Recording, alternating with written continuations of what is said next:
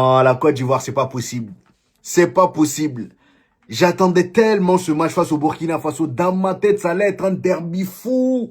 En plus de, voilà, toutes les polémiques qu'il y a eu avant la CAN, Nicolas Pepe, Allemand Lafont qui est censé être burkinabé, mais il joue pour la Côte d'Ivoire. Finalement, à cause de ça, Nicolas Pepe n'a pas été sélectionné juste parce qu'il a dit ça. Donc moi, j'attendais ce match-là avec impatience.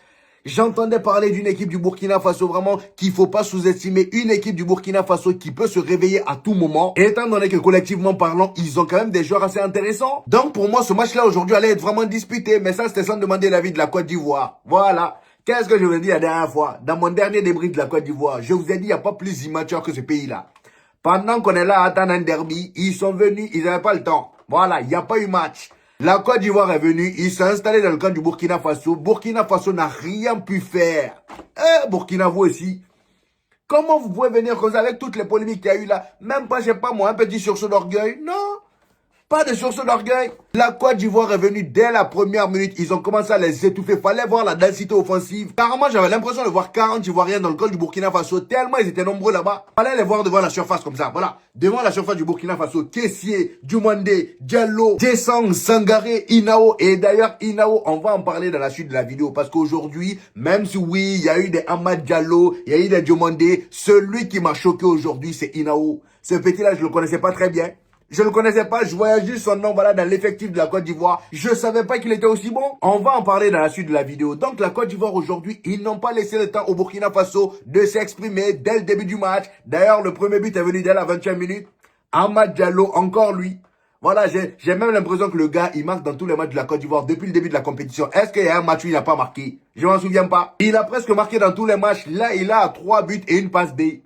3 buts et une passe D. Il est décisif à chaque fois. Et ce que j'ai trouvé incroyable avec cette équipe de la Côte d'Ivoire aujourd'hui, c'est que c'est pas la même Côte d'Ivoire qu'on a vu en phase de groupe. Non, c'est pas la même Côte d'Ivoire. On vous a dit depuis le début, le premier match de la Côte d'Ivoire, il y avait plein de gens qui étaient déçus. Oh, la Côte d'Ivoire, voilà, ils vont flop, nani, nana. Regardez le match, carrément caissier le pauvre. On l'a traité de manger du placali. Carrément, ils l'ont accusé d'avoir mangé placali avant de venir sur le terrain, tellement il était lourd. Vous vous rendez compte? Et aujourd'hui, regardez son match. Je savais qu'il fallait être patient avec cette équipe de la Côte d'Ivoire parce que eux, j'ai l'impression qu'ils s'adaptent en fonction des phases. Phase de groupe, ils sont là, tu les vois jouer, voilà. Tantôt, ils sont très forts. Face au Cameroun, par exemple, regardez l'intensité qu'ils ont mis. Ils étaient très bons. Vous voyez? Mais le premier match, voilà, tantôt, ils sont un peu mous. Tu te dis, non, eux, ils vont pas aller loin. Va les mettre en quart de finale ou huitième de finale, tu vas voir. Va les mettre. Aujourd'hui, on l'a vu. Hein? Burkina Faso, ils n'ont pas vu le jour, les pauvres. Burkina Faso n'a pas vu le jour. Donc comme je le disais, dès la 20e minute, Amad Diallo, encore lui, le gars il vient sur une magnifique action de la Côte d'Ivoire encore une fois. Le gars il récupère le ballon dans la surface, il vient devant le gardien ouvre ses jambes, il n'est pas intéressé, il le lobe. But. But. Amad Diallo, depuis le début de la compétition, il parle avec personne. Sur son côté, il n'y a personne pour l'arrêter. Voilà, même quand tu le mets sur le banc et qu'il rentre en cours de jeu, la dernière fois je crois il a commencé au banc. Hein. Il a commencé en tant que remplaçant, il rentre en jeu, il est décisif. C'est tout le temps comme ça. Il n'a pas le temps lui aussi. Aujourd'hui, il fallait voir sur son côté. Il n'y avait personne pour l'arrêter ou même pour l'inquiéter. Et ce qui est fou avec cette équipe de la Côte d'Ivoire, c'est que le danger peut venir de tous les côtés. N'importe quel côté. Côté du Mandé à gauche, il y a danger. D'ailleurs, il a marqué. Les deux côtés ont marqué. Diallo a marqué le premier but et Diomandé a marqué le deuxième but. Regardez aussi le deuxième but, comment ça vient. Hein? Magnifique action encore une fois. Carrément, je trouve l'action du deuxième but plus belle que celle du premier parce que là, vraiment, il y avait tout. Il y avait tout. Le mangeur de placali, quelle intelligence, caissier. Mettez du respect sur le nom de caissier parce que le match qu'il a sorti aujourd'hui là, c'est pour fermer la bouche de tous ceux qui l'ont critiqué. Tous ceux qui l'ont critiqué lors du premier match, aujourd'hui, il vous a fermé votre bouche. Regardez l'action s'il vous plaît. Amad Diallo qui récupère le ballon et à Doué. Le duo Amad Diallo-Doué. Quel match eux aussi. Amad Diallo qui a le ballon sur le côté droit. Et comme depuis le début du match, dès qu'il a le ballon dans les pieds sur le côté droit et qu'il part en compte, il y a Doué qui vient systématiquement le dédoubler pour aller perturber la défense. Et c'est exactement ce qui s'est passé sur l'action du deuxième but. Amad Diallo récupère le ballon. Doué le dédouble. Il part perturber la défense. Et comme ça, il y en a un qui se concentre sur Doué. Amad Diallo rentre intérieur. Il fait la passe à Kessié. Kessié fait semblant de toucher le ballon, mais il le laisse passer de manière intelligente. Et ça vient sur Diomandé qui le met dedans. Magnifique but. La Côte d'Ivoire, collectivement parlant aujourd'hui, c'était du 10 sur 10. 10 sur 10, rien à dire. En même temps, j'ai envie de dire, quand devant toi, tu dis que Souké ne veut rien faire. Franchement, qu'est-ce que tu veux faire d'autre? Le Burkina Faso aujourd'hui, vraiment, ils n'ont rien proposé. Au moins en deuxième mi-temps, c'est là ils ont commencé à sortir un peu de leur camp, étant donné qu'ils étaient déjà menés. Donc, il n'y avait plus rien à jouer. Donc, autant sortir et aller essayer d'égaliser. Vous voyez ce que je veux dire? C'est là ils ont commencé à sortir petit à petit, mais c'était mort. Ils sont restés dans ça. Il y a Touré qui est rentré. Il allait marquer son but tout seul vers la fin. Il allait marquer son but tout seul. Et quand il dit tout seul, c'est vraiment tout seul. Hein?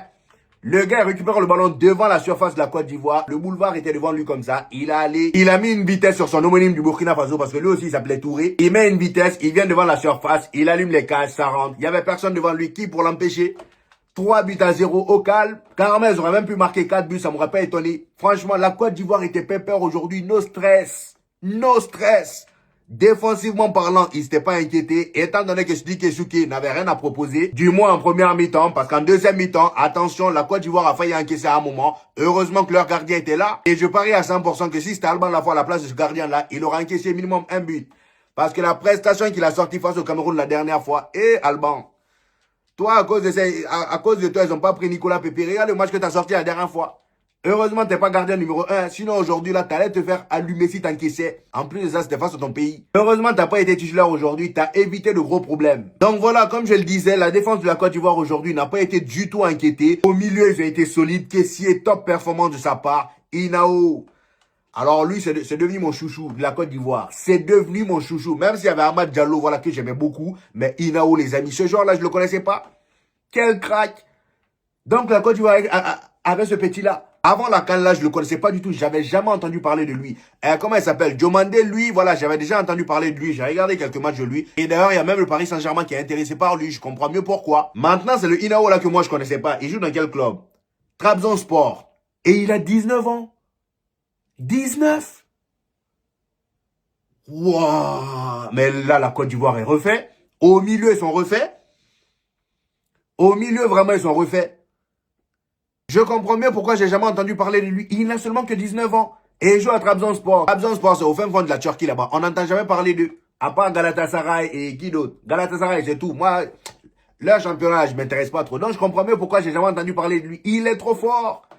Carrément, aujourd'hui, quand ils l'ont changé, quand ils l'ont sorti, lui et, comment ça s'appelle, Ahmad Diallo, il y a eu ovation. J'ai eu l'impression de revoir, voilà. Vous vous rappelez quand le Santiago Bernabéu a ovationné Ronaldinho, tellement le gars était cheaté sur le terrain. Malgré que c'était un joueur de l'équipe rivale, ils sont quand même levés pour applaudir. Et ben aujourd'hui, c'était pareil. Tout le stade s'est levé pour applaudir le petit Inao, tellement il a fait du bien à ce milieu de la Côte d'Ivoire. Dans la conservation du ballon, il était impeccable. Dans les récupérations, il était impeccable. Dans le placement, il était impeccable. Il allait toujours chercher les petites fautes par-ci par-là. Et franchement, les gars, moi, il m'a convaincu. C'est devenu mon chouchou.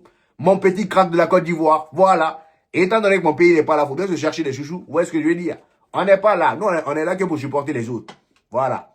La Guinée, vous, je vous attends. La prochaine, quand la gare à vous de pas venir, vous allez m'entendre. Parce que la Guinée aussi, c'est un pays en termes de vente d'espoir. Il n'y a pas mieux que nous. Franchement, je vous attends la CAN prochaine. Donc, les amis, suite à cette victoire de la Côte d'Ivoire, 3-0 face au Burkina Faso, ils se qualifient en quart de finale pour aller jouer face à l'Égypte. Là, clairement, on aura un match très intéressant. Belle opposition de style. Le Rarambol de l'Égypte, étant donné que eux aussi, vraiment, leur style de jeu, là, moi, ça m'énerve. Ils ont un système vraiment bizarre. Et ce qui est encore plus bizarre, c'est que ça marche tout le temps. Donc, la Côte d'Ivoire va les affronter en quart de finale. Ce qui nous donne encore une fois une affiche banger, les amis. Regardez-moi ces quarts de finale. Regardez-moi ces quarts de finale. Toutes les grandes nations ont été au rendez-vous. Et je pense que ça, on le doit aussi au Maroc.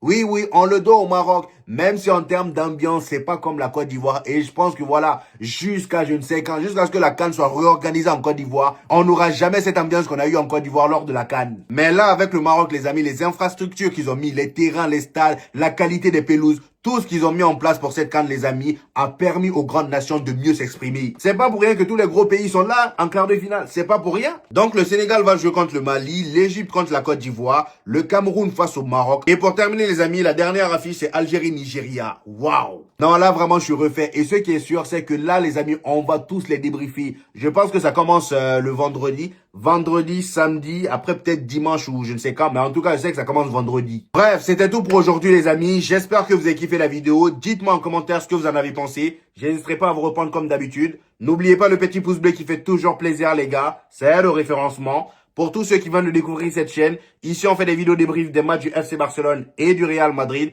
Et quand il n'y a pas de match, on fait des vidéos d'actualité où on parle de la CAN, comme aujourd'hui. Donc abonnez-vous pour ne rien rater. Et on se dit au prochain épisode, les gars. Peace!